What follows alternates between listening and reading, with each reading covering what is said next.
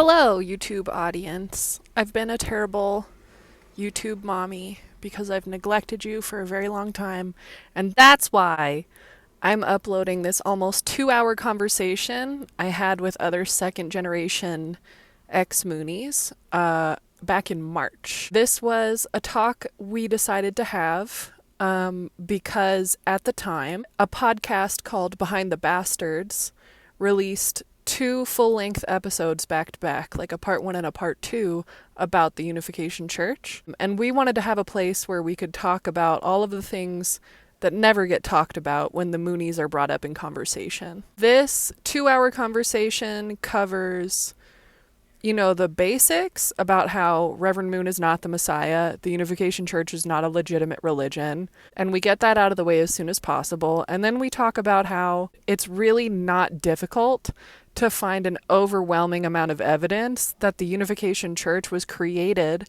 by the South Korean government to spy on the United States. And me and the other two people in this video are sick and tired of that very important fact, that part of the Mooney story, being ignored. The audio's pretty rough. This was originally recorded as an Instagram live, and I did not know this, but the day that I chose to have this conversation was also randomly like an extended St. Patrick's Day, almost like Mardi Gras situation in the small mountain town that I live in.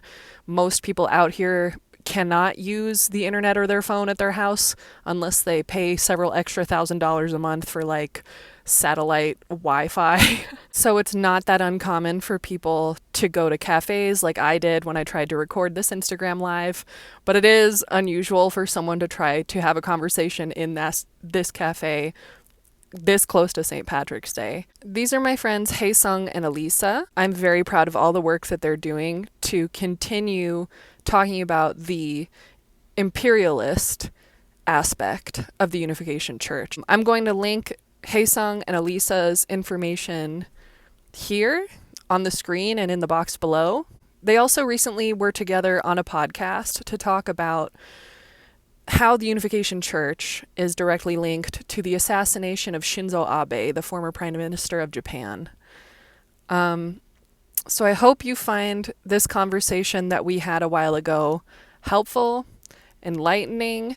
I believe this recording picks up right when I explain where I am, the fact that I'm stressed out and a little bit tipsy, the fact that the Wi-Fi is not that strong, but other than that, I'm feeling nice. I don't know about you guys. I'm feeling good. I'm feeling good. I'm whatever, but I'm happy to see you both. I appreciate the honesty. I respect it. Wait, so where are y'all calling in from? I'm in Indiana. Portland. Sorry, you said Indiana? Mm-hmm. And then where are you calling in from? Portland, Oregon. I know. My hometown. I know. When I first messaged you on MySpace over a decade ago, you were living in Portland. But yeah. So sad. I'll have to visit sometime. So yeah, I'm so glad we could do this together because shit got real in these two podcast episodes that dropped on Behind the Bastards. So I thought we could start off by like maybe at first sort of describing where each of us are at in terms of like deconstructing or like how these podcast episodes made us feel. And then maybe after that get into like the actual meat and potatoes of the podcast. Does that sound good? Yeah. Perfect. Because I know I got my shit rocked when these episodes dropped. Yeah, I was like, oh my God. Yeah, I guess right now I'm like balancing building a brand new identity for myself in school and work at a local nonprofit. And I know that when these episodes dropped, I've been taking like a 6-month hiatus just to focus on myself instead of sort of just compulsively trying to save everyone and be like playing this caricature of like a wonderful Wonder Woman advocate. I've sort of been minding my own business. But these podcasts took all of the articles from How Well Do You Know Your Moon and basically lined them up and connected all the dots and presented everything. And I'm just sitting here like, oh my fucking God. So that's why I felt really motivated to talk to y'all and maybe have like a little powwow about it. I don't know, hey Sam, how are you feeling? I feel, yeah, I think this is like, I always struggle with like podcasts that talk about the church that are not by people who are in the church, I think. And because often it's just like, what a wacky cult. But then it's just like, Moon did these silly things, you know, and she's just so kooky. And this is like the first time where I felt like, I don't know, at least with like a more popular podcast, it was actually talking about real things, like real political things, like the real origin story. Mm-hmm. And like not just like pick a room as this like, oh, Moon did this like weird sex thing, but also like he exploited people and there was a political reason for the sexual exploitation of women. And yeah, I don't know. I yeah. But when it comes to my own deconstruction or whatever, like as you know, like I left the church like over a decade ago, and during that time I was like 17-year-old, and I started that blog, How Well Do You Know Your Moon? And yeah, so even though I left that long ago, I still feel like there's so much stuff I'm still unlearning. And even after like, you know, learning about like anti-imperialism and anti-capitalism and why capitalism is bad, you know, I still feel like there's ideas I'm still unlearning from the church still. Like even to like, I don't know, even the cult hopping tendency, I think a lot of us, you know, who grew up in the church and left know about that. Like after leaving the church, a lot of us have a tendency of going to other high demand groups and going into high pressure situations where we re-traumatize ourselves in similar ways with central figures, you know. So I definitely have had those tendencies, and that's something I've even had to watch in myself as I've organized and been involved in political organizations. So, yeah, that's kind of where I'm at. Alisa? Yeah. Honestly, I feel like I'm in a kind of similar place to you guys. I was like doing a bit of a break for a while, just like especially around the holidays, just everything got to be a little too much just because there's so much to it. Um, and gosh, I don't know, like just learning all this stuff really like does fuck with my brain on like an integral level. But I also feel like it's really cathartic to figure out what the context of our lives is. Because I feel like that's something we were never given before, and it's something that most people don't have about the church, the real context to it. The podcast did kind of like rub me the wrong way in the same way Hisan was saying about like how they were just sort of like really nonchalant and like making jokes about like death squads and stuff. Just like I mean I know it's like really heavy and you probably wouldn't like lighten the mood when talking about that shit, but like at the same time it's like people died because of this. Why are you making it a joke? Like, that was weird. But I think, yeah, the way that they set up the information and put it out and put it sort of more in like chronological order was really cool. And there were some details there that I had definitely not heard, so that was really good to know. Yeah, I don't know. So I've got kind of mixed feelings on it. And then just yeah, life in general, I've been just focusing on the research stuff and a little bit the activism side of things for the most part at the moment. So yeah. Cool. Yeah, like so for me, I've been spending the majority of my like deconstruction on sort of learning what emotional abuse looks like, and like learning what I don't have to tolerate. Like I guess just for the sake of my own health and survival, like learning what one-on-one and group coercion looks like learning what the term gaslighting means, and sort of combining all of the things that I was taught as a team leader in like a multi-level marketing sales company, just sort of combining all of these very deliberate manipulative tactics with things that I had grown up thinking were normal. And what I appreciated about Behind the Bastards in the 2 episodes that they dropped was that it was finally a departure from, like, they took the time to acknowledge that aspect of the Moonies, which is like, you know, pressuring people, coercing people, using heavenly deception to like invite people to events, and then like, oh, whoops, sorry, like the bus already left. Looks like you'll have to stay a few more days. And just sort of like, you know, just like using all of these I appreciate that they took the time to say it's like run of the mill, sort of like playing cult, like the top 40 of cults. Yeah. I appreciated sort of being, I think what I appreciated the most is that this is a podcast that I have never listened to before, but they specialize in sort of deep diving into the background of dictators and like really scary sounding people. And they took the time to give the Moonies 2 episodes and sort of condense all of the overplayed stuff that is usually sort of beaten to death. They condensed that to the first half of the first episode, and the whole rest of the first episode and the whole second episode was about like, you know, ties to Yakuza and like ties to the World Anti-Communist League, talking about like where all of these car arms guns were going. And like, I guess I had always sort of just been bad at doing math in my head, I guess. And like, I sort of just assumed that all of the billions of dollars that the Moons have was accumulated from all of us fundraising for them. And then they like reinvested it. But it makes, I hope it's not too loud in here, but like it makes so much more sense now, knowing that Moon had like a team of people that were working with him to make sure that he was successful in like maintaining relationships with different politicians. It makes a lot more sense to me now, knowing that he had like a team of like Korean military people participating in a coup. He had like the cosign of like a Korean dictator.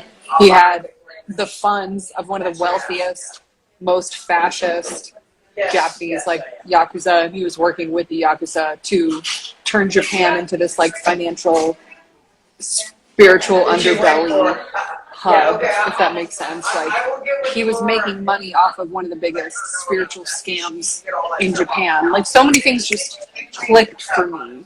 It was always like a point of frustration. So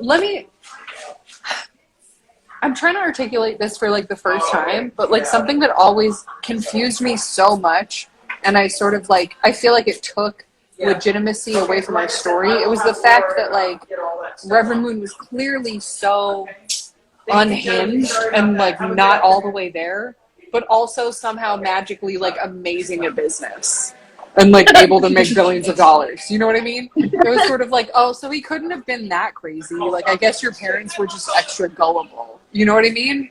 Because like usually when someone is Reverend Moon's brand of crazy, where he's like screaming for 15 hours about genitals and talking snakes and stuff, right? Like, usually cult leaders like that can't manage money, and they don't respect currency as like a real thing. Like, they're almost like so high on their own supply they can't even function or like bathe themselves.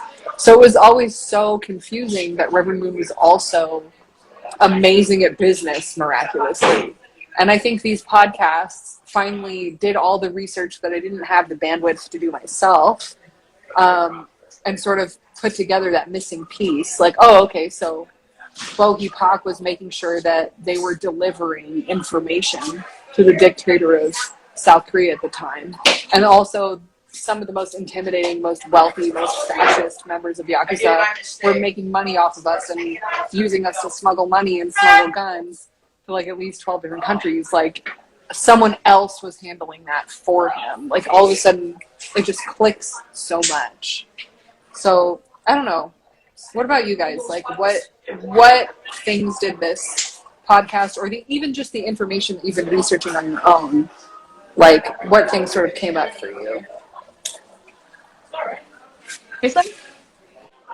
Yeah, well, I'm going to go back one step, because I just want to echo what Alisa said, with just like the like, I thought this was probably the podcast that had the best, or like the most comprehensive, you know, information about the church's connections to like international fascism and intelligence agencies. But at the same time, I hated the tone. I hated the tone so much. And I just hated like all the jokes. And I know that's kind of like the style of the podcast, but like they're talking about like Annie Choi, Sam Park's mother, and how she had her child taken away from her and how she was given a bowl of soup. And they're like, well, at least you got a bowl of soup. Haha, that's worth it. And it's like, no, those are real people. She's alive. She's alive, and her and her son tried to sue the church and lost all their money doing it just a couple years ago. And, you know, it's like, I don't know, just that sort of shit really, that got to me. But that being said, I think just like, yeah, I don't know. It's the more I dig into church history, and there's so much on tparents.org, it's almost like they want us to research and find out how the church is complicit in so much shit. But yeah, like the more I dig into it, the more it's just like, yeah, he used this person to create the theology. He used this person to get into with the army and with like Prime Minister Japan, and he used these honeypots and this, and it's just like, I don't know. It's just like he's such an important link, and the church is such an important link in understanding kind of like post-war, like Asia, post-war fascism specifically, and like kind of what happened to that like whole like fascist pan-Asian thing from like Imperial Japan, like how that evolved, and like how that, you know, like the whole Pan-Asianism thing, like with the Black Dragon Society, Black Ocean Society, you know, doing these drug trade stuff, thinking that Japanese people deserve to have control over all of Asia in this weird Asian brotherhood, but they're the best brother. It's like, I don't know, that's Moon took that idea and just, you know, made it about Korean supremacy instead. And like, we still see that reality today. And we see it with like in the dynamics inside the church, with how like, you know, there are thousands of Filipino and Malaysian and Mongolian members, and like their children, like a lot of them are still separated from their children. There's still kids living in centers. There are still people who are on missions, don't see their kids for over a decade. Like, I don't know. And like, and of course, like a lot of us know, like a lot of Korean leaders in the US have a literal Filipino slave living in their home, like not paid, sometimes passports taken away, like literally trapped. And like these dynamics are very real, and it also plays into how they view like geopolitical things. And like, I don't know, yeah, so I think just recently that's just been something, like of course I've read about like KCIA stuff and all this stuff for years, but just kind of like the podcast was helpful in that it kind of like helped it all make sense together a little bit more, and like, you know, connect the dots. But yeah, this shit's crazy. Yeah. Fucking wacky shit.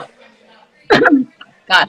Okay, so one of the things that I just keep thinking about is how, so the church obviously has a lot of intelligence community connections, both obviously the KCIA, although okay, so here's my thing. In the podcast, they were like, there's no direct evidence that Moon has been paid by the CIA, the United States CIA ever. However, I believe that there's enough circumstantial evidence surrounding it and all the things that they've been involved in.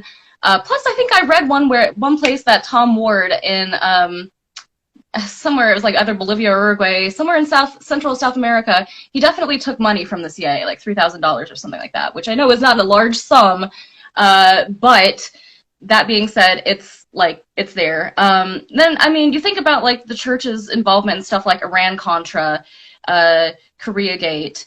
You think about like how Tongsun Park's lawyer in Koreagate was the Watergate lawyer. Like, what? Why would you need the Watergate lawyer? I mean, just all that sort of stuff. And then honestly, I've been sort of like looking into, I put in a Freedom of Information Act request for the CIA. So let's see what they actually decide to share. I'm not by any means like thinking it's going to be like super a lot of information. It's probably not, but I put a bunch of the front groups on there too, so that fingers crossed. But the more I look into it, it's definitely like, as well as obviously like a good way to smuggle a lot of things like people, drugs, arms, probably jewels, everything you could possibly think of under the sun, money. to also like a big factor, like, I mean, you think about the Washington Times, that's a huge propaganda tool. This is a psychological warfare tool. Looking back, there was a guy named Edward Lansdale in the CIA and the OSS and stuff. He was intelligence dude all over the place. And I haven't, like, I mean, okay, so I'm trying to draw a direct connection between him and the church. But he was basically a crazy guy who worked in a lot of the Asian operations that the CIA has done, and done stuff like drain the blood of Filipino Huk rebels from their neck and like supposed bite wounds so that he could blame it on a local vampire-like legend. And, you know, weird stuff like that. He once, I think, planned to, in Cuba, this reminds me of the church a lot. He planned, I don't think this ever came to fruition, by the way. They were planning to fake the second coming of Jesus as an anti-Castro person, and then, of course, portray Castro as the Antichrist so that he would get killed. One of their many ploys to kill Castro that just never worked. But apart from that, this guy, Edward Lansdale, was really interested in using like local religions and indigenous like cultural studies, basically in order to sort of like psychologically convert people over to the American side, or sort of like, you know, just like at least complicity with that sort of stuff. And the more I think about it, you know, there are a lot of cults that have been involved with different intelligence groups, specifically the CIA. You're thinking, I mean, I'm thinking like Scientology for sure, People's Temple. Like, honestly, the list kind of just rambles on, and it's pretty disturbing seeing as what these groups do. I just keep thinking that. And then I also keep thinking about how much the internal church structure works like an intelligence group. They even call the place where all the leaders go headquarters. Like, what are you doing? Like, and MFT and STF and like all these acronyms. Like all of the abbreviations, which, I mean, is not to say that's like a direct evidence or anything like that, but like it's kind of fishy if you think about it. And then another thing I've been looking into, there's so many levels of this. Back in the 1930s and 40s, there were a few other political cults that were used by United States intelligence and the fascist networks that were at the time. Cults like the Ballards with the I Am movement or whatever, or William Dudley Pelley, that Nazi guy. Cults like Moral Rearmament, which is basically Moonies 1.0, just all that sort of stuff. They're very disturbing groups. I mean, you know, they have obviously like a decent range and all just lots of human rights abuses, pretty much. Employs for selling anti-communism to the world populace in whatever various corners they are. So I'm just going down a political rabbit hole. It's hard not to do.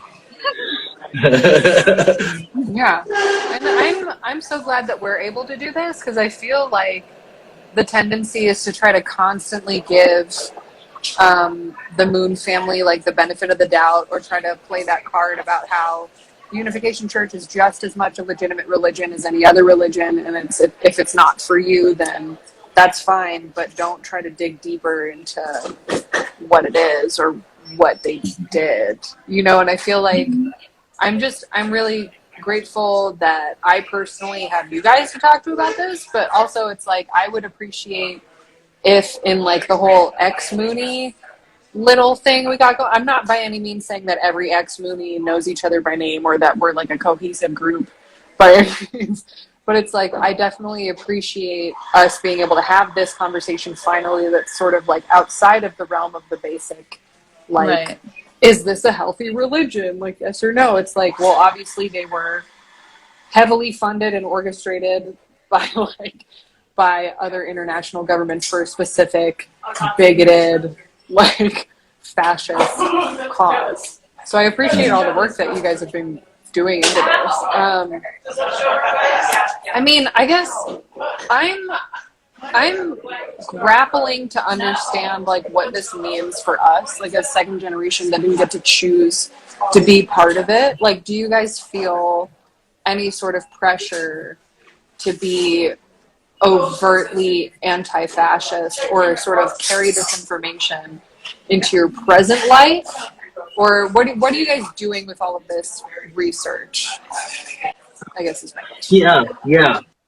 Okay, I'm gonna do what I did last time and go a step back and then answer your question. But just Alisa, you keep giving us good material. Thank you. But it's just like the whole with the podcast, and it said like, you know, there's no direct links to the CIA, whatever. That also kind of bothered me, and it bothered me just because, like you're saying, there's so many like loose connections that are like undeniable. Like with like I think you mentioned like Kodama or Sasakawa, these guys, these right-wing fascist guys in Japan who were war criminals, you know, from imperialist Japan. And after the war, like, you know, the CIA got Kodama out of prison, and he was also like a Yakuza guy. And yeah, and like Kodama or Kishi and Kodama, like Kishi was the prime minister, like they worked together a lot. And like in 1961, like I think it was 1961 or 1962, CARP in Japan was founded. And it was founded because Kodama and Kishi were like, there's got to be a student movement. We got to like start these right-wing student movements to combat the leftists and to combat these communists. And so and he's like, we got to like build up a religious right basically among the Buddhists, and we got to start these Buddhist like student movements and stuff. But they also a big part, this Genri Undo, I think it's called, is a Japanese Buddhist sect that they were heavily infiltrating or like trying to build. Yeah, the government, the Japanese government was really investing in to create this anti-communist movement. A big portion of that movement actually joined the church after the church started building connections with them, offering them divine principle lectures. All their members had to go, and then like a portion of that student like Buddhist group ended up joining the church, including the assistant of the leader of it, and that guy became the president of the Japanese church. And like, I don't know, it's just like you can't deny that. And then 1965, like CARP wasn't even a thing in Korea until 1965, when it was a response to student movement stuff with, you know, communist students having, you know, rallies and this and that. And so and then we see in the US, like, yeah, maybe we can't directly connect CARP to CIA, though I'm sure you can. Like, we do know the FBI would regularly give them money to do, like, as part of COINTELPRO. And so they were supposed to be like, you know, they were paying Moonies to start literal fights with leftists on campuses, to harass them, to just like do all that sort of stuff.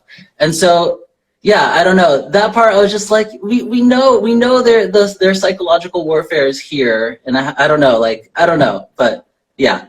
And I lost track of what else I was going to respond to that you actually just talked about. Yeah.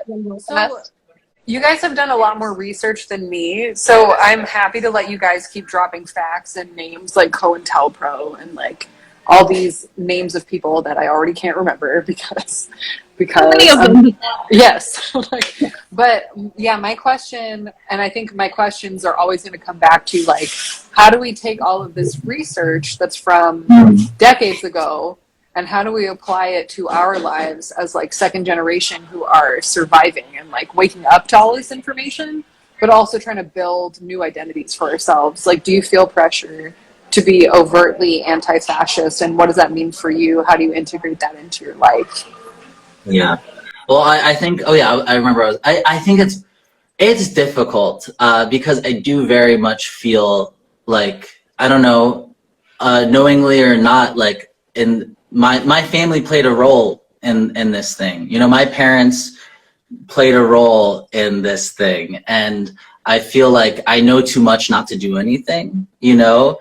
And also like I know too much, and not to say like, I don't know, it's just like understanding the nature of imperialism and its real effect in the world. And it's like the church almost gives you like a little glimpse of that, like how it works in action. But like, I don't know, it's like yeah, I feel like I have to do something, but at the same time, like we were talking about earlier, with like the tendency of ex-Moonies to do cult hopping and to like, you know, build their sense of identity on their mission and really like get lost in that. That's something that still I feel like, I don't know, I'm still reckoning with like, how do I build, you know, have a sense of identity now that I'm out of the church, and not just be, you know, ex-Moonie or whatever, and like have that be everything, but also like, how do I use these experiences and this information, and how do I like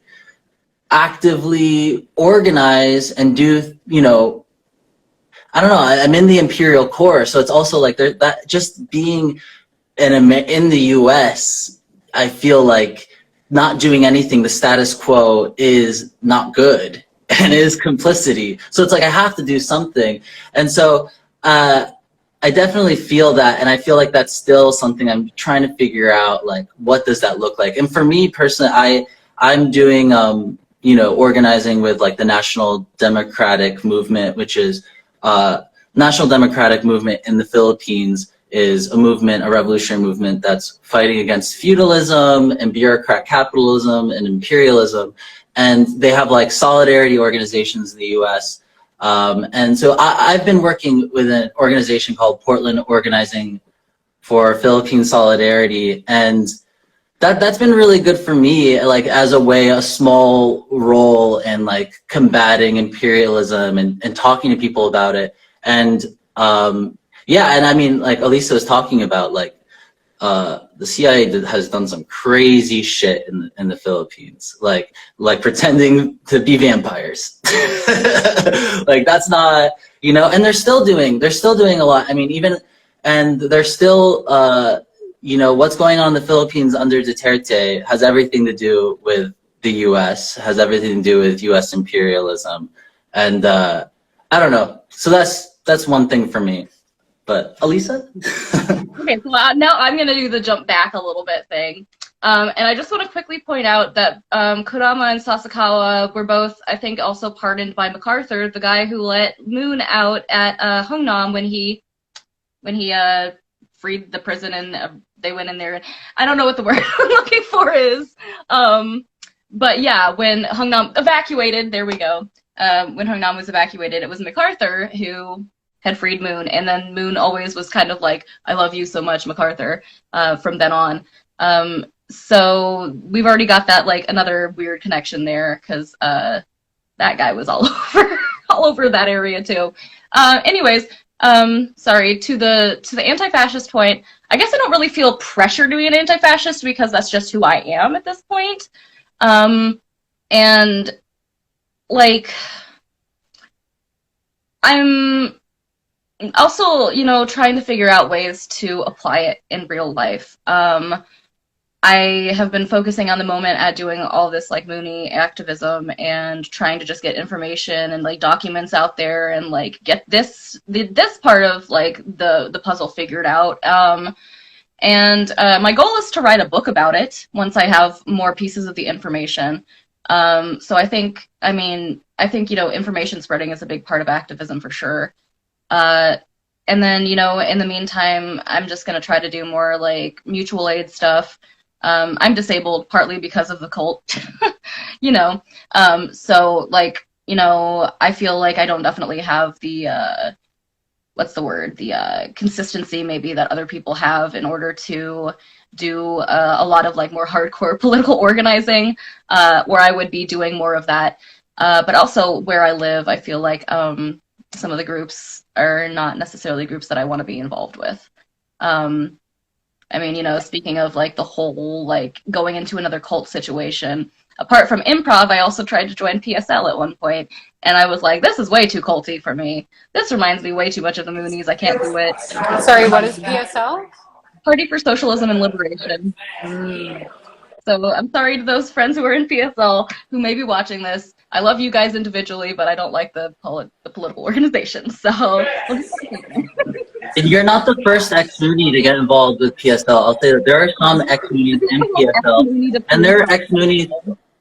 Oh, sorry, what? I was like, there's an ex-Moonie to PSL pipeline.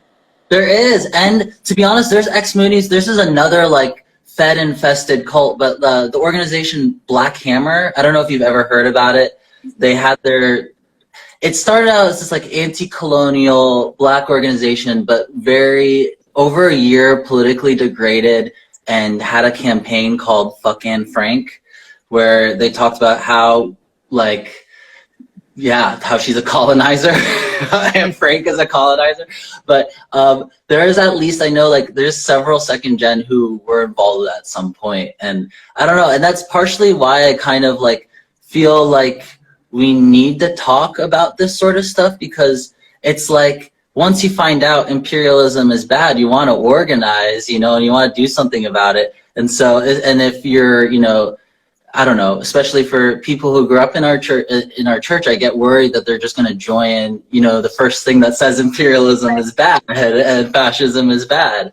And yeah, PSL, to be honest, there's so much about the Party of Socialism for Socialism and Liberation that's really spooky, but they have a lot of creepy Fed connections, and also they cover up sexual abuses pretty regularly. So not good, not good. So definitely do not be joining the PSL if you're watching this. That is not the answer we're looking for. DSA either. Do not no passcode. Do not collect $200.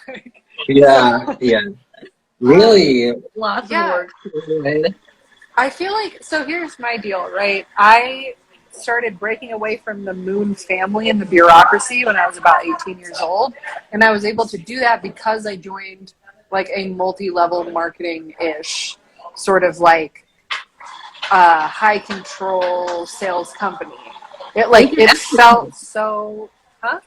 Is your exit cult? Yes, exactly. It was like my little, it's like if I'm a goldfish transitioning to a new tank, it was like my little plastic bag before I joined the real world. But even after I left that like sales company that was shockingly cultish, I still kept looking for organizations that would give me automatic friends and a job and a place to stay, like all in one. And I still, for the next, like, even until I want to say like 2 or 3 years ago, I was still down to join, like, I don't know, I think I was looking for spirituality or like a community based on a higher purpose. I think for me, like, whether it's spirituality, whether it's being pro-Moonie or anti-Moonie, whether, like, whatever the cause is, whether it's political, the temptation is all temptation. The compulsion is always there to sort of get all of my self-worth and all of my positive social interactions from a group that is obsessed with like a cause outside of myself. And I think the biggest thing that I've been focusing on for the past 6 months and some change, like however long it's been since I've posted anything on YouTube, I've been focusing on like feeling okay with being selfish and literally living like every minute of my life about like, how can I feel good in my body? And like, how can I feel good about myself? And like, so from that lens, I don't feel compelled at all to join any kind of like political group. I'm actually starting to feel really like turned off by any community that is sort of banding together around an external cause, like thinking that we're all going to feel better if we can get people out there to like change their behavior. But I know that for me personally, especially since these podcasts have dropped, but even just like anytime I try to do research half as in depth as you guys have done, I suddenly feel compelled to like change my purchasing decisions. Like I still have plans to like move out of the US ultimately and like not live here long term.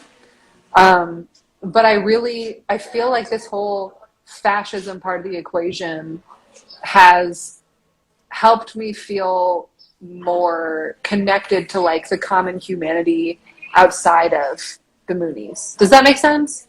Like, I feel like the biggest thing for me is realizing like the Moonies and the Moonie movement actually fits specifically into the rest of history rather than being this like random side thing that we have to like explain to everyone else. It's like anybody who knows anything about the Iran-Contra like conflict, about like any of the like WACL, any of the people you guys just mentioned, they kind of know who the Moonies are. And that's been like so reassuring for me that we're not just this like side thing that nobody has any idea about. We're not just like some crazy movement that some guy started in his basement. Like people know who Moon is. Like other people who study politics and history like know who Moon is. And we're involved in like the rest of the history of like post World War II. Were there any other thoughts you guys had to that? On like what specifically? Sorry.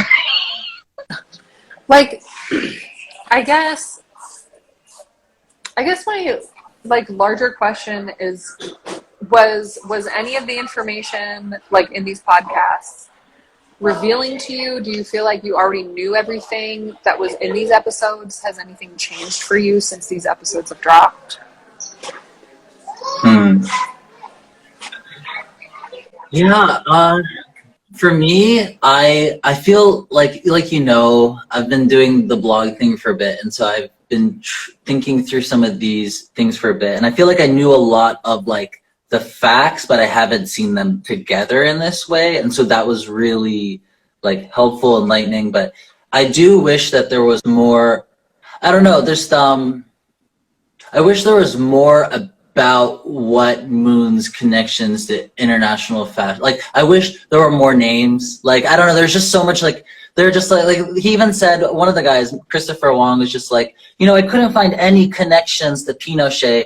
And I go on tparents.org and I type in Pinochet, and then I find that like the church was like, oh yeah, we supported Pinochet. That was a little bit of a mistake. So I was like there was a connection, and not only that, we can connect like you're saying with how the church worked with the CIA. Tom Ward specifically worked with the CIA, and he would work with that ex-Nazi Klaus Barbie, who continued to remain a fascist his whole life. I don't know why you just think an ex-Nazi just stops being a Nazi, but yeah, and like I don't know, or even like in the 80s, Le Pen, from France, National Front, he met with Moon a number of times, went to Korea and met with Moon. And church members, hundreds of church members in the UK and throughout Europe were mobilized to France to get, sign petition and do just, campaign and all this stuff. So it's like, this isn't just like this like vague, or it's not like loose connections. It's direct and it's current. I mean, we can even say, I don't know, something for me that I'm thinking a lot about now is like, a lot of us, we grew up during the time when Universal Peace Federation started to become a thing. And we all I think we all were just like, oh, I don't know, we heard speeches about the Able UN and we just thought it was like the church's kind of new thing, but like I never quite understood or like cared that much, I guess, about it. It just kind of, just Providence doing Providence's thing. But UPF, like, the role it's been playing in counterinsurgency in Nepal specifically, and I think, and in Southeast Asia is undeniable. And like I read this article from Nepal where it talks about how there's like this resurgence of Hindu nationalism, and of course that's a thing right now in India as well. But it's like but the thing about Nepal is they had like an active revolution like over a decade ago. And right now, like most people in government are, Marxists or communists. And in Nepal specifically, it was a Maoist revolution. And it's really interesting because it's like, you would think, I don't know, like Maoists are kind of the ones who are the most like disgruntled leftists. They're like, fuck the USSR. They messed up, post Stalin, and they really don't like revisionism. And yet these Maoists, Hak Jahan comes in, or the church comes in 2000s, and they start developing a relationship somehow. And the UPF comes in and starts bringing peace talks, between these communists and other, the non-communists. And Hak Jahan comes to Nepal, and a couple of years ago, and like meets with the communist president, does like a whole thing with him, runs this whole banquet, and people have said since that like time when Hak Jahan came with this banquet, like now like these Maoists like people who are fighting a people's war and, you know, are like, fuck God, you know, 15 years ago, are now like actively trying to make like Hindu ritual and religious ritual a part of, you know, state affairs. And it's interesting. And the church, not only that, but like that's a small, it seems like a small thing, but apparently like just like I mean, what else they did in Nepal was actively like go into schools and like teach, you know, character education, which is something the church did in also like post-Soviet Union and this and that. And it's like and like they really invested in like religious institutions and nonprofits, basically to get people to be like, we don't need the communists, and like, you know, or at least we don't need that kind of like godless kind of communism. Maybe there's like a new way of doing it. And I don't know. It's all that to say is like they're playing an active role now, an ongoing role now in pushing back against revolutionary currents and pushing back against anti-imperialist currents. And I don't know. There's just so much, and that's what I'm thankful also about this podcast. Is they said like there's so much that is not being talked about or even thought about, and like there's so much that we're not able to even like that's uncovered, and I don't know. Yeah, sorry, went on a rant, got lost. No, perfect. That is exactly what this live is for. Excellent, A+. So like, I would expect nothing less from the genius behind How Well Do You Know Your Moon? Just saying. So like, oh, sorry, Alisa, did you want to add to that? Oh, it's Alisa, by the way. It's I'm okay. so sorry. Okay. No worries, it's all right. You've just seen it on paper, so it's not a big deal. Gosh, yeah. So, let's see. Yeah, I would add on to like how there are aspects of this that we just don't even know about. I mean, like, you think about all the places that the church has been and all that they have done that we know of, and it's just weird to imagine like what they could possibly also have been involved in. And I mean, it is obviously going to this day. Obviously in Nepal, countless other countries, here in America too. I mean, we've got the Rod of Iron Ministries with their little gun things who were at the insurrection. They played like a pretty big role in it, apparently. And we've also got like Trump and Pence like apparently agreeing to be in the same room at this point just so they could get that Moonie money from True Mother. It's a mouthful. But it's just, I mean, I honestly wonder about the cult phenomenon and things like QAnon, to be honest, because that seems to be very much in the exact same line. I mean, like, their methodology is pretty much the same. And the way that they do it now that they figured out just a way to use it over the internet, basically. You don't even need to be in close proximity to be in a cult now. You can be in a cult from anywhere, and as long as the ideology is like specifically catered to you, which is what they do with algorithms. So there's like, I mean, you talk about the technological aspect of fascism. I mean, that's huge. Fascism wouldn't exist without technology.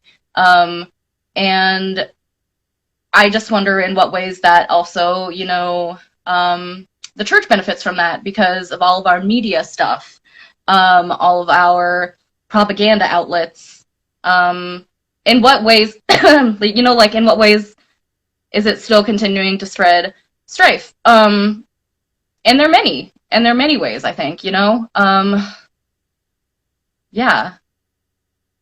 Gosh, there's so much. There's so much. It's a big question. It's a big topic. Yeah. It's like, yeah, it is.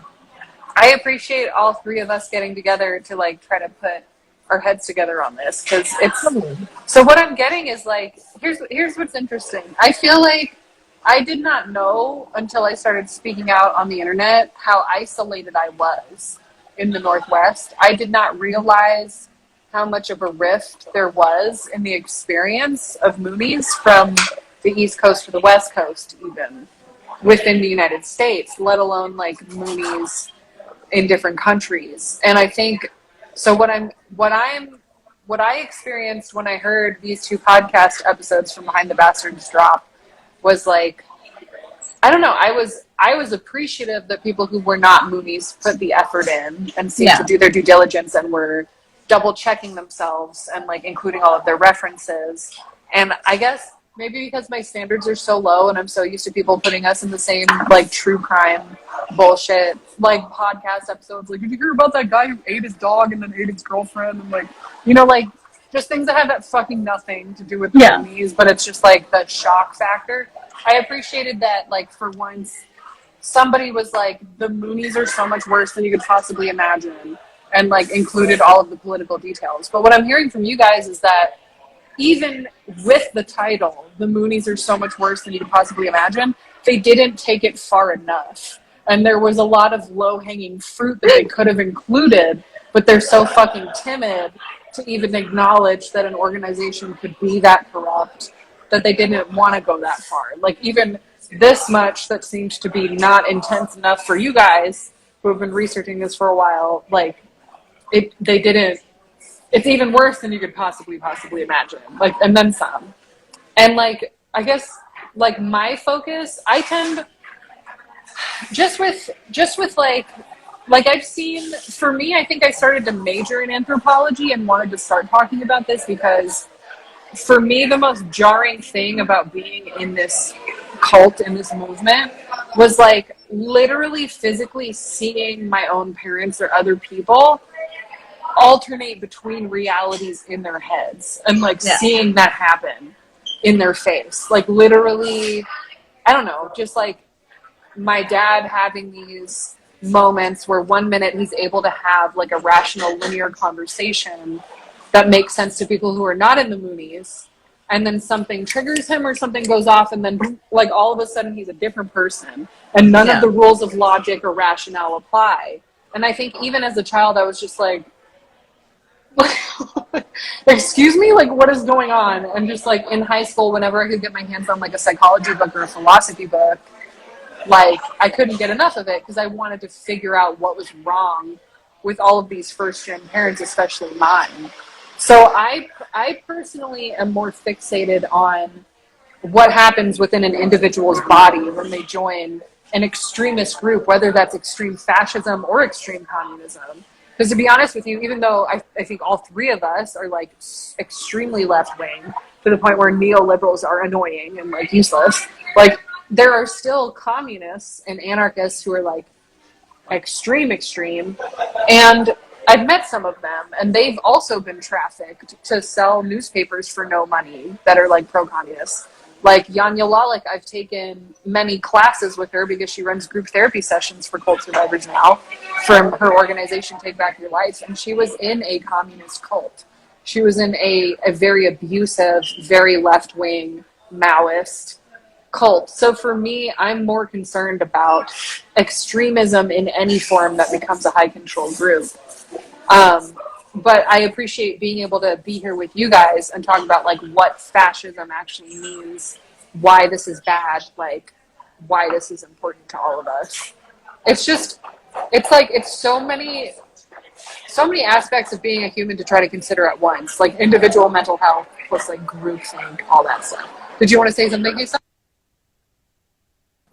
I don't know. You said so many good things, Faith. It's just like, yeah, I don't know. Like you're saying, I don't know. I know a lot of times a lot of times after I left the church, and like some parents who like knew me and I was still friends with their kids, they would like, you know, I'd be over their house and I would just end up talking to them, and we have these long heart-to-hearts, you know, where we kind of talk about struggles in the church and issues with Reverend Moon's family, and they become so, it seems like they agree with everything, and like you're reaching a breakthrough with them or something, and then it's like 10 minutes later they're reading their, you know, $200 Chanxiangyang and doing bows or whatever. It's like, what just happened? And it's like all the time. And I think, you know, I understand the whole reality thing going back and forth, and also just like I think the allergy towards anything negative, which makes these sorts of conversations really confusing.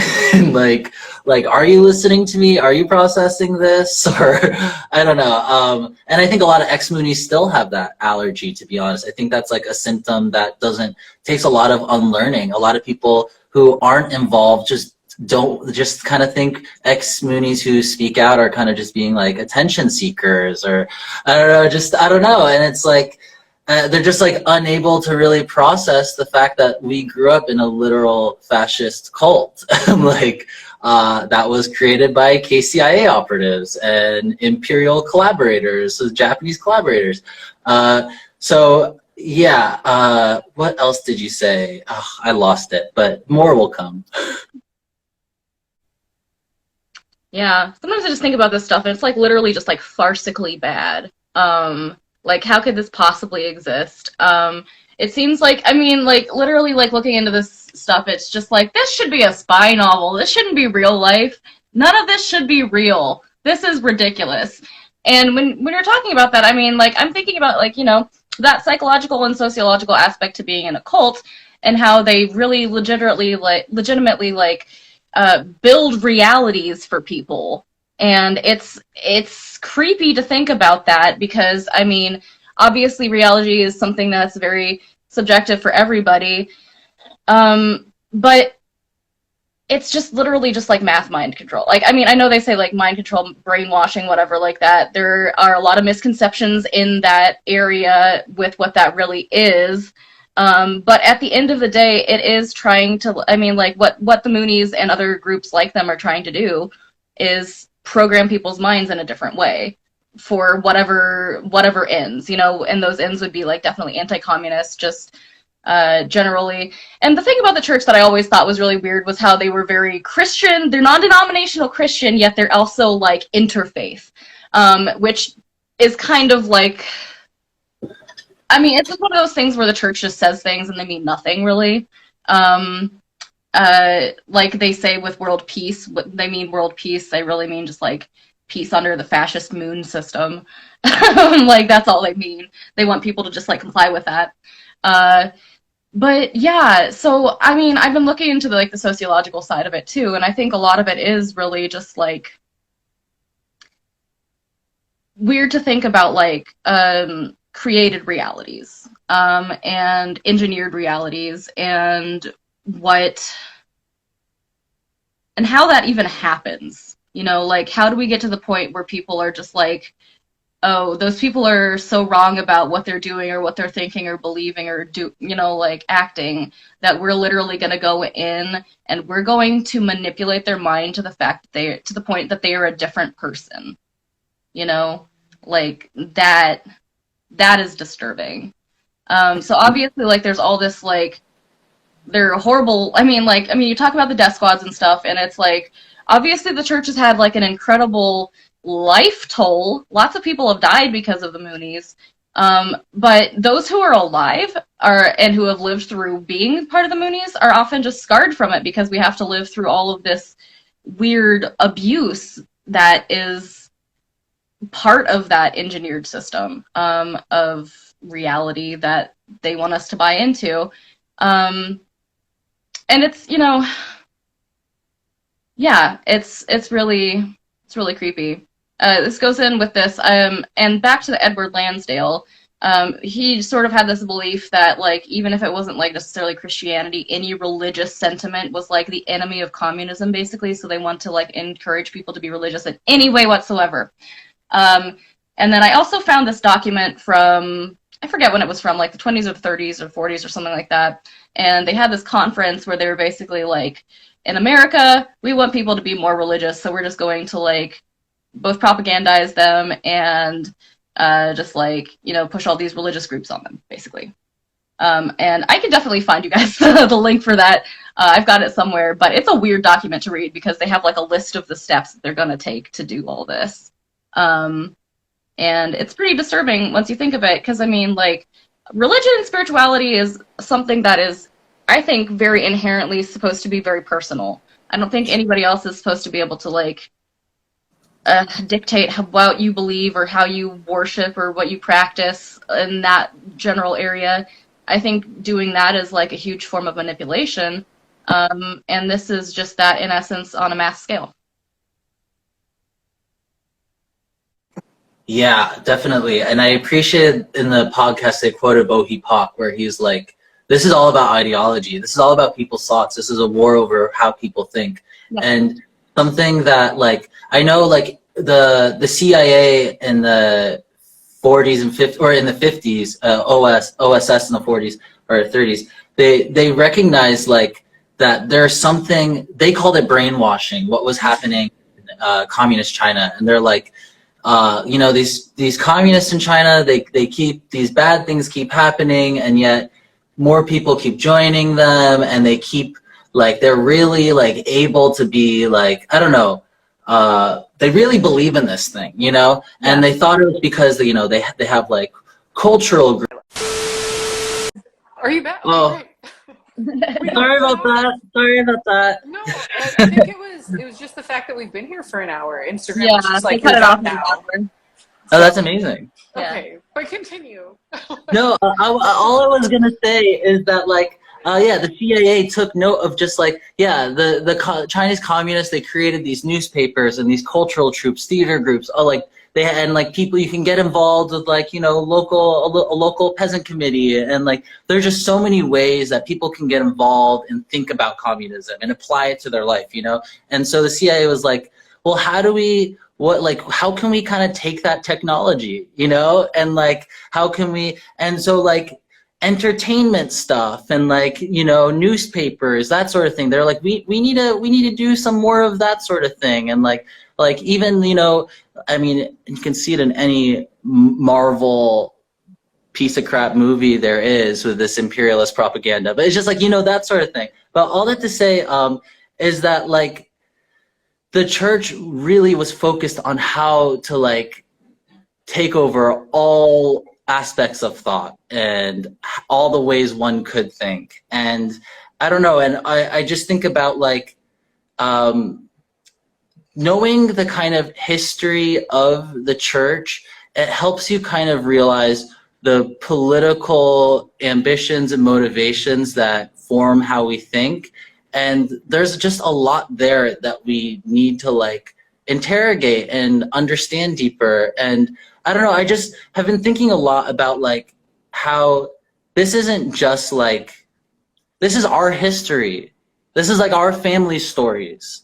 This is like how, and you know, like of course our parents joined the church for their own, you know, out of their own reasons and had their own traumas that led them to a certain place. But at the same time, like this is like our parents joined because this person who joined because this person who was actually a KCI agent and actually, you know, and like, I don't know, but I think it's really, I don't know, like I was saying earlier, like a lot of ex-Moonies who leave, you know, people who grew up in the church, second gen, have this tendency of being allergic to anything negative and don't want to think about the church and don't want to like waste their time on it because they're done and they'd rather not, you know. And the thing is that like it doesn't go away, you know. And like you may think you've become normal and are, you know, you might be like an accountant and married a doctor and have a nice white family now or something, I don't know. But like, you know, when you're 40 or 50 and your parents are dying and have no money, like all this sort of stuff will come up, and like all the sorts of traumas will come up. And I don't know, I think there's just a lot here that helps us understand ourselves, like, and our families and why we think the way we do. And I don't know, sorry for that rant, but yeah. And also like you were saying, like the church is not, I don't know, like we all kind of thought the church was kind of like Christian-y, almost like an evolved Christianity that kind of was able to pick up the pieces of all the other religions and bring it into itself. But like church was never Christian. It was a shamanistic cult. Let's be honest. Like it was shamanistic more than it was Christian. We didn't talk about the Bible. We barely talked about Jesus. But what did we like? I feel like when I think about my childhood, I think about like random times where I have to like burn my sins, or random times where people are in robes and lighting candles and altars and this and that. And I don't think any of that's necessarily, I don't think having an altar is bad. I'm not going to lie. I still honor my ancestors. I still have an altar. But that being said, it was never Christianity or anything like that. And I don't know. I kind of think that Moon didn't necessarily, I don't know. Sorry, I'm going to go off in a weird direction there, but all to say, it was a shamanistic cult. No, Let's be real. I am literally begging you to go off in a weird direction Please. and continue ranting. I would love nothing more. You're good. No. I'm good. No, it's really my ADD is being brutal. So, No, but you're yeah. so correct. Like, I know that. So I was just talking to somebody about this yesterday or the day before. They're from what's the name? World Mission Society, Church of God, and like there's another group like Jung Young Suk, and I'm interested now that these podcasts have dropped and maybe the whole KCIA ties, fascist ties, are more like in the foreground of people's minds. I would be very interested to see like, to further explore how WIMSCOG and JMS are tied to the Unification Church, because apparently they all use the same like book originally. Well, JMS specifically was a church member. Okay. He was literally a church member in the 70s. And he was like, oh, Moon had kids out there, like had sex rituals. I can do that too. And he did his own thing. And then there's actually a couple of figures like that throughout church history. That's something that I get kind of annoyed when people are like, after Moon died, there was a split in the church. And actually, before Moon died, there had been so many little sects that we don't like, just got passed over in history. Like in France, there was a Mooney sect, or at least a French member was running a Mooney sect where he also did pick a room, sex stuff. And like, and they had members in Barrytown area. My sister's ex-husband was kidnapped by his father as a child, who was a member of that group. And just like, and there was always shit like this going on. I don't know, like there was always like even in Japan, like several major church leaders have been kicked out for secretly being a part of another sect that believes that their leader, I think his name is Wu Myung Shik or Shik, something like that. He is, they believe that he is Reverend Moon's bastard son, and you have to have sex with him or whatever. And it seems that even Oni Durst, one of the big church members in the U.S., early, proselytizer, is also a member of that group. So it's like, I don't know, this sort of thing. He gave you the thing is, what Moon did, I want to say he gave you a good like prototype, but like you said, he's not the first one to do this. And like the picker room sex rituals, Moon learned it from from other people who were doing it at the same time. It was like very much, the womb cleansing thing was very much a part of shamanism in Korea at that time. And some like Christian ministers who are kind of like going off on their own thing and trying to, indigenize and who kind of believed in like the messianic Korean people. A number of those people did the same exact thing, and like the divine print, and a lot of them believed a lot of the same things that are in divine principle about parallels of history, about indemnity, about Adam and Eve. Like the theology of the Unification Church is not unique. It is not unique at all. It's all stolen. All of it. But yeah. I was going to say, like, one of the most revelatory things that I've learned in my anthropology of religion classes recently that I've had to talk to with my psychologist about is like, there is not a single tradition in the Unification Church that hasn't been done before in a religion somewhere. And it's like, I think, that perfectly goes back to like the point I was trying to bring up is like, I think there are so many deeply personal needs and almost like biological, neurological needs that the church fulfills for people for so long that it's almost like too painful to go through the shock of realizing it's not unique. It's not even necessarily like a legitimate religion that was made for your benefit. And it's like, it's too shocking to realize that, and then also take it a step further and be like, oh, by the way, war criminals are behind this. By the way, like a world fascist organization is behind this, and your effort and your money went to like slaughter people so that like imperialism and fascism could destabilize blooming governments that otherwise might have become socialist or been stronger, you know. I think there's just, it's such a hard reality for people to confront, that the thing that brought them so much purpose and meaning, or like even just stability and like familiarity and routine, none of it is real, none of it is original, none of it is unique. Reverend Moon is not the only one or the first one or the last one to do it. And really the only thing unique about Reverend Moon is that he was being coached by the Korean CIA, and he was being indulged in sort of living out this fantasy of being like a Korean feudal lord, where all of us were his concubines and his like helpmeets. You know, it's just sort of like, it feels like such a personal blow that I think I know for a fact that my nervous system had to adjust, and I've been learning and deconstructing at the fastest pace that I can. And it has still taken me this long to be able to finally have the conversation that we're having now. It's just like, I feel like when we're unpacking like the ties to Klaus Barbie, the ties to fucking Yakuza, like all that kind of stuff, it's we have to sort of take into account the weight of all of that emotion and all of that grief and all of that loss. It's like, we can't even have these intellectual conversations without first having some time to decompress all of that shock, all of that grief, all of that just like mourning the life we thought was real. That's kind of just what's popping up for me right now. Yeah, I think like after I listened, when the Falling Out podcast first came out, like I spiraled for like a month after listening to it.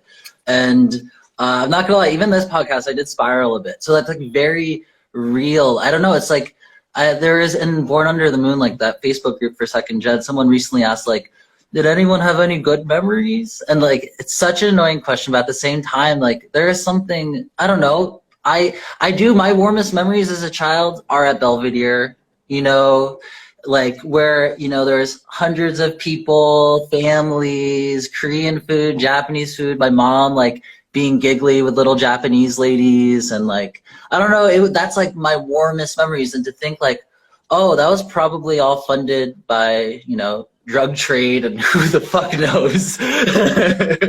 Like, yeah, like it's, yeah, I hear you. And that there is like a very, like, I don't know, like I want to encourage people like to look into the history more, to study this more for themselves in order to like understand themselves. But at the same time, like you do need to be patient with yourself. You can only take so much. Your body can only take so much. And I know for me, like I just have a tendency to stay up on like, you know, tparents.org all night.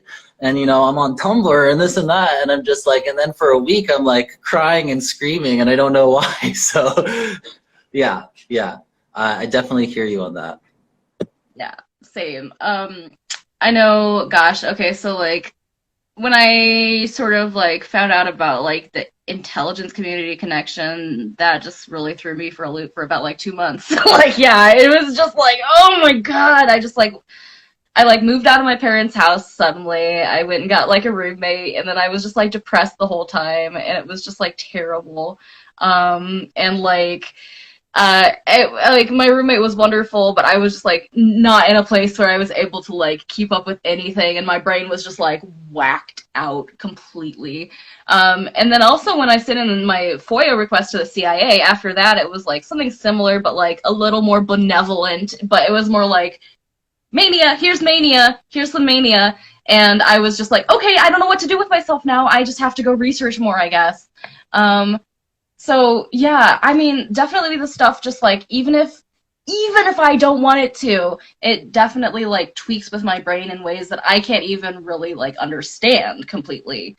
It just brings up a lot of weird old stuff, and yeah, it's difficult to deal with, honestly. And like I like Sun just says, I just like, to anybody like who fucking is going to look this stuff up, don't overdo it. Because there's so much information, two, it's just such like heavy information that like if you're gonna go on this quest, which I do encourage people to do, just make sure you have like, you know, some like self-care stuff in your realm of like future things if you need, just because it can be really challenging. It really can. And I'm gonna say I don't think necessarily, I mean, like, if you're an ex-member, I don't think you can really anticipate necessarily the ways that it's going to mess with you to learn this stuff.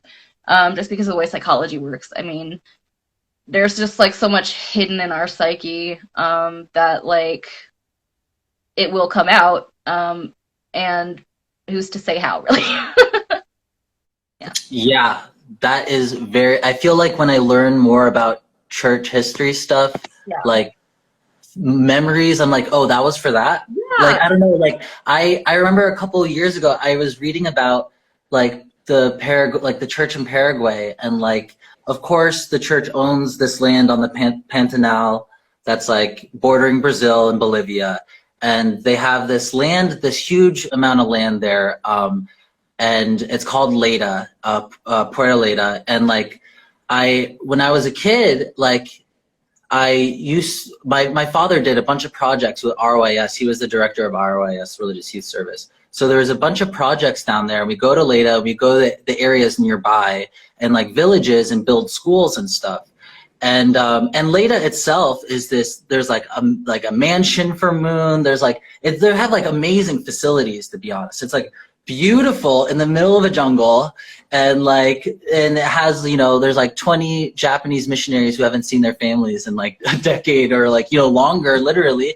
But when I was reading about what the church in Paraguay, I ran into a thing where it said like, oh yeah, the church bought this land and it was like a pit, like technically like the indigenous people, the Chamacoco people of the area considered it their land, is where they went on pilgrimages, like, you know, and apparently the church bought it from some company that was holding the land, and part of their agreement for taking their land was saying like, well, we'll build you some schools. And so like, I can't imagine everybody there felt good about that. It's like, okay, we get some schools, but like, you just took away like our sacred land.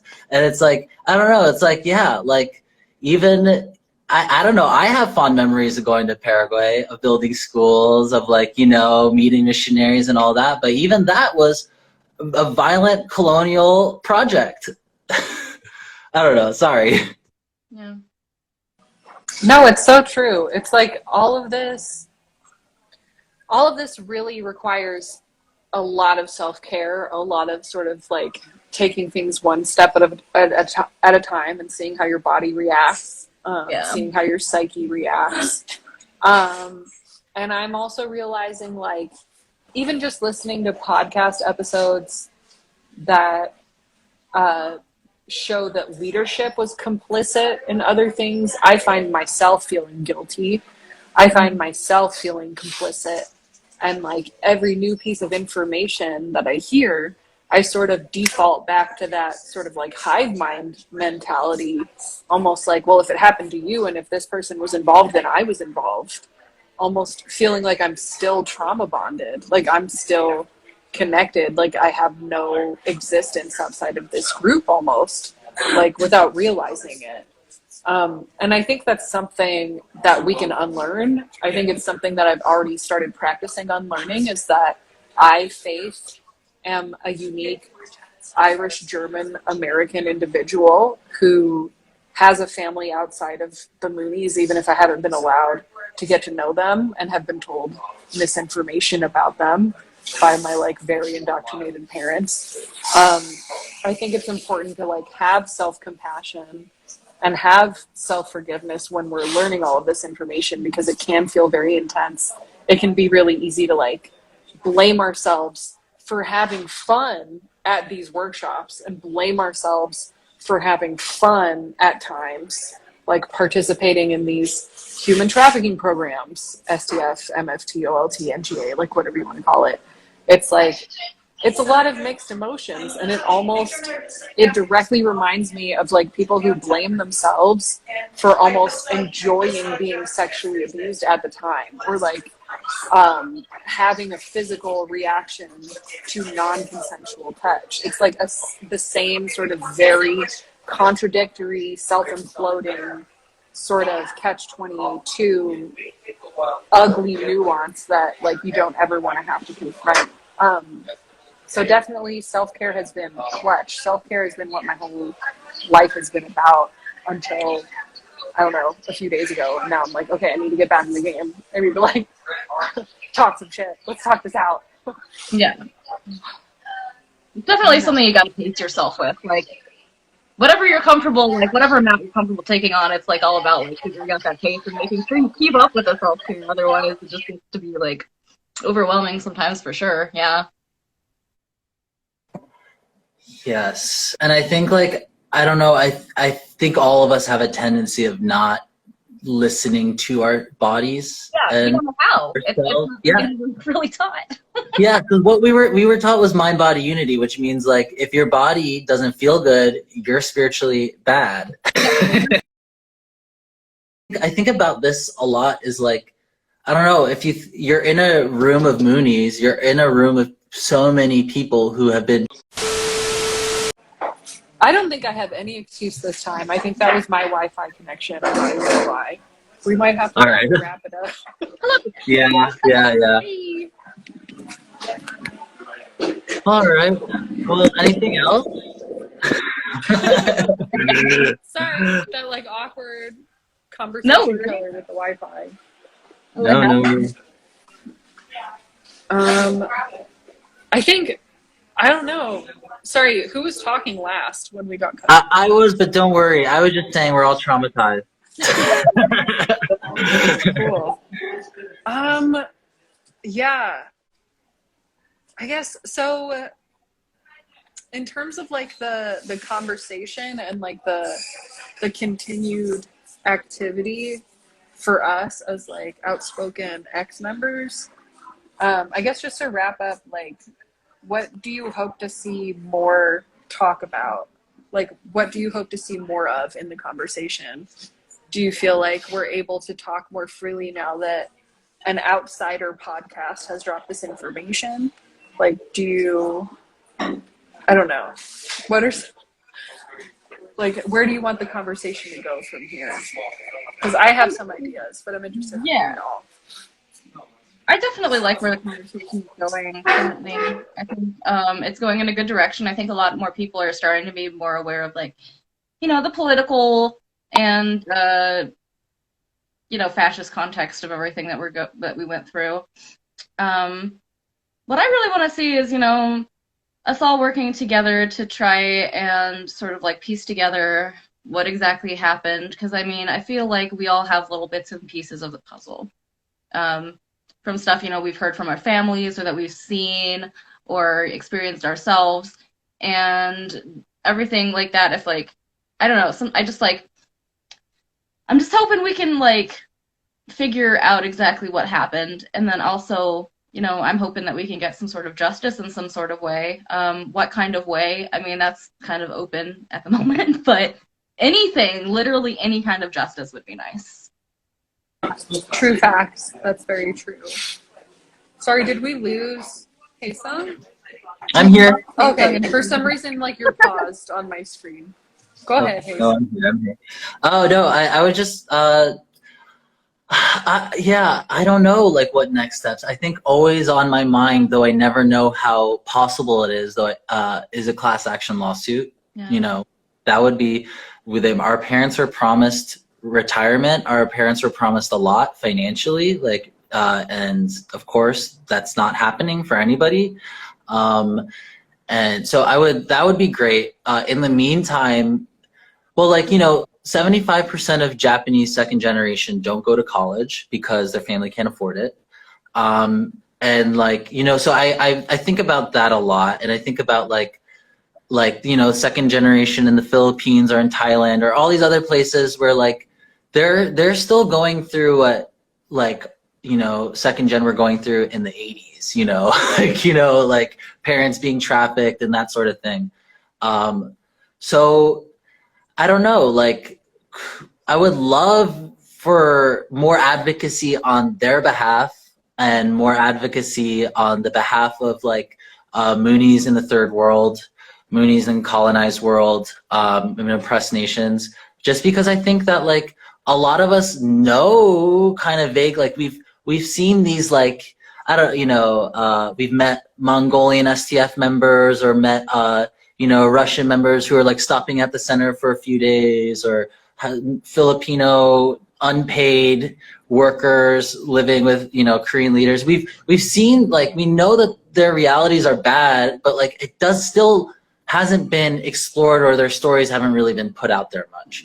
And that's something that's concerning. And yeah, but in the meantime, without a class action lawsuit, I would love if there was like a fund or something to help people go to therapy or go to like an ICSA conference, or for help with people with their parents' funeral costs, because there's always a GoFundMe for somebody's parents who's died all the time. And yeah, so that's something. I know on Monday, there's a reading group, actually, if anyone wants to join, which we've been really struggling to get a time in a day. And I'm sorry, yeah, it's like only like a quarter of the people we found a time that worked for the quarter of the people who are interested. So it's hard. But on Monday, March 21st, 7:30 to 9 Eastern Standard Time, there's a reading group specifically about fascism and Unification Church. And kind of want it to be a series, and people can come in and out. But we'll be reading Blood in My Eye by George Jackson. And he's interesting, and I'm not necessarily taking this as like a political text to like, start a revolutionary organization, but he kind of thinks through like what fascism is and how it functions. And something that he like highlights that I really appreciate is that fascism is like a response, like almost like it's capitalism being scientific, and it's like a creative response to revolutionary currents that are happening, and like it's constantly co-opting revolutionary stuff and changing it and taking that energy, and yeah, that's sort of like, I think a lot of times when we think of fascism, we just think of these like idiots, like these white militia meatheads or whatever. But it's fascism. I mean, yeah, those are fascists, but like fascism is more than that. And like, of course, there's like the classic idea that it's this form of capitalist rule that's like, an open terroristic dictatorship type of thing, and that's definitely real. But fascism will always exist in any bourgeois democracy. Like, it's always, whenever, because bourgeois democracies and capitalism, things will always get unstable, and like periods of instability are bound to happen. And I think we could even say, like, in the US, like, June 2020, what did we see? We saw our National Guard beating up like citizens, kidnapping citizens, like dozens, of people were kidnapped. So it's like, our country definitely tends to veer into fascism. We definitely, especially when things are unstable. So yeah, I think I'm excited to think through fascism and like church history, and like how fascism has programmed our brains as people who grew up in this church with others. So if anyone wants to join, please email whatisonthemoon@protonmail.com, or just message me. But you're welcome to join. You don't even have to really have read the book. We're only reading a few chapters, but I'll give you a study guide, and you can just listen if you want. But yeah, just putting that out there. I love that, and I've loved this talk so much. I know that for me personally, I love what both of you have just talked about. I agree. I think any amount of justice would be good, like begging for literally any amount of justice. And then also like designated funds for our own trauma recovery, and for like funeral costs, burial costs, like college expenses for all of us that got generationally fucked over by this human trafficking scam. I know I definitely want to be part of that reading group on Mondays, so Yeah. I'll probably be there. And for me personally, also, I think initially leaving the church is like oversimplified. I think I know my first tendency was to assume that as long as I stopped going to church services, I was okay, I was in the clear. But I've realized over the past 5 to 10 years that, like, regardless of what extremely controlling religious group I exit from, that deconstruction process will always include learning about the basics of mental health and cognitive behavioral therapy, and about taking care of like my mental health hygiene. I don't feel like anybody can leave a thought reform group or an extremist group without simultaneously learning a lot of information about self-care and psychology and mental health at the same time. And I almost feel like even if you're not trying to deconstruct, even if you have no intention of leaving whatever extremist group you're in, you can't be in an extremist group and have a good mental health regimen at the same time. Like, they sort of, like, in order to even be Like, turned... no. Exactly. In order to have your self-esteem and your sense of self crushed down into nothing, to sort of become this vessel for an ideology, mental health is like the antidote to that. And so I'm very passionate about, whatever conversation we have as survivors of, like, hopefully a rare instance of like fascism, but we already know that's not true. Like, as survivors of like extremist groups, I hope to be talking a lot more about how to begin trusting members of outside society with our deepest traumas, and like how to begin finding resources when there really isn't an easy, streamlined way for us to do that within our American healthcare system. But also just in general, I think people feel really confused and overwhelmed by the process of trying to find help for themselves, or even understand what's wrong with their mental health, without some like very basics about mental health care, physical health, and how that impacts your like self-perception, all that good stuff. So I don't want to keep you guys too long. It's been a pleasure. I don't know how long this Wi-Fi is going to last, so I think we should probably wrap it up. Yeah, I don't know.